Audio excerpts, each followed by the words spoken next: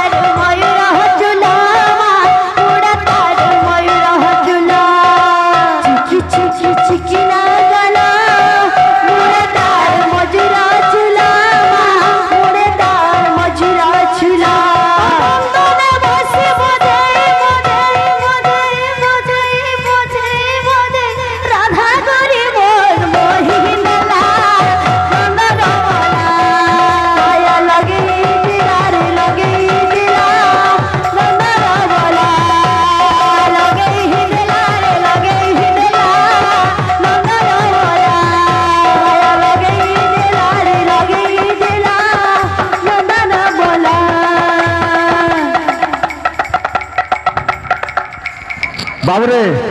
जेनटा कि जाइला ई बाटे आला बेले कहत आज गुटे अंगठी दे तमे जेनटा कि सकरा लगी जेनटा भल हो कि मंद हो आसला बेले आज्ञा आज्ञा से जिनिसटा देबो बोलते याद टिके जनता कले भी दमा लेकिन ई जिनिस देबार आबर गुटे कथाटे मैं कहू जा एक्चुअल जे आमर सर्वश्रेष्ठ जहाँके मानुछु आमर धारार जे सृष्टिकर्ता एक्चुअल बल लोकर आम जो कथा माने जो मानिक चलता सब जिनिस आम एक्चुअल भल होता आम से जिनिस आम नियम माने पालन ना करि पारबार सब प्रोब्लेम माने हो प्रदीप गुरु आज 12 बजे न पहुँची बोली सकरा गाँ के कहते लेकिन आम 12 बजे न पहुँचबार कथा ना पहुँची पार्ल एक्चुअल आमर भूल है आमर जिनिस भूल आम एक्चुअल करूँ लेट करमा हर बार हम आमर एक्चुअल असुविधा है लेकिन आमर गुरुजीर असुविधार कारण रहे से जिनिस आमर असुविधा है लेकिन मुझे सकरा राम के भी कहूँ इथिर लगी दिन रात महाराज मेहनत कर आमर गुरुजी गोठियापाली जे आमर धारार अधिष्ठाता जे मन भीतर जाना भावी भावुन कि ताना भी पाबुन ताकर लगे हरिबोल और हुलाहुलीटे और तालीटे निश्चय आपण माने कृपा करो कृपा करो कृपा करो कृपा करो बहुत दिन रात मेहनत करी करे मते फोन लगे करे विश्वामित्र प्रोग्राम खाली केंदे करमा बोली कहतिले लास्ट के मुझ जेन हालत रे थिले आज प्रोग्राम करबार कथा न से मैं घर के जीवार कथा लेकिन ताकर कथा देखि करे मोर आपण माने शौक क्यूरे देखु जन गुटे अंगठी भी बजौ छे लेकिन से जिनिस कर छे जतकीटा भाई आला बोले भी हे जिनिस देबा बोली कहू जन मुझ जनते होते मी परमा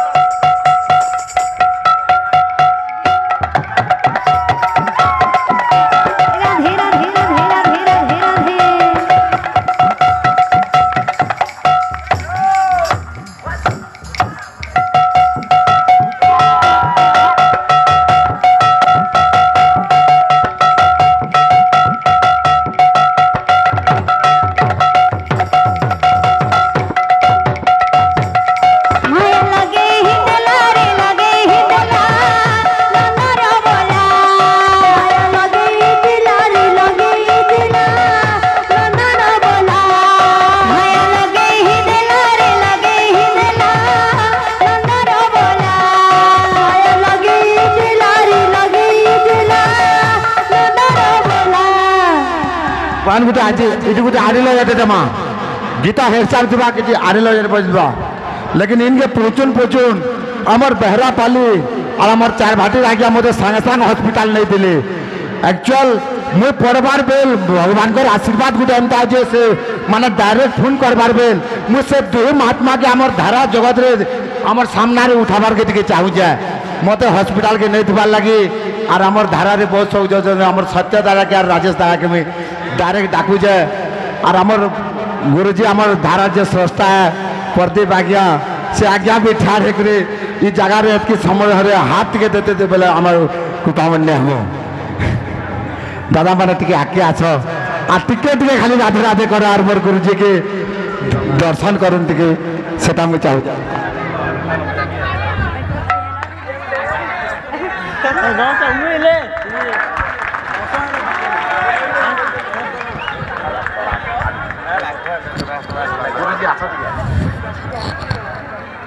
मोर गुरुजी बहुत बहुत कर जान ताका ले पूरे बहुत धन्यवाद राजस्थान ले पानी आने दो